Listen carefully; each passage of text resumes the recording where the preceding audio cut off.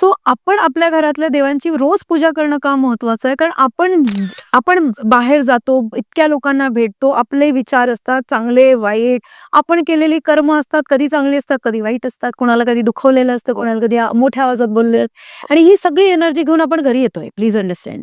आणि जेव्हा आपण घरी येतोय तेव्हा ही सगळी जे आपले देव आहेत, प्रत्येक जसा आपला ऑरा आहे तसा प्रत्येक आपल्या डेटीचा देवाचा एक ऑरा आहे. ओके. ही सगळी एनर्जी हे ऍब्झॉर्ब करतायत.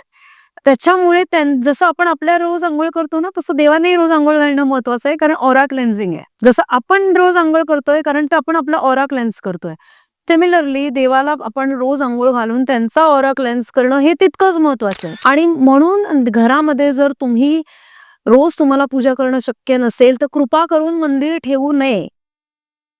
कारण तुमच्याकडे मंदिर आहे, देव आहेत आणि रोज पूजा करत नाही तर वास्तुदोष क्रिएट होतोय, जो नाही आहे तो उत्पन्न केला जातो आपल्या वागण्यानी. पूर्ण व्हिडिओ बघण्यासाठी YouTube वर जाऊन बँटर विथ चेतन सर्च करा.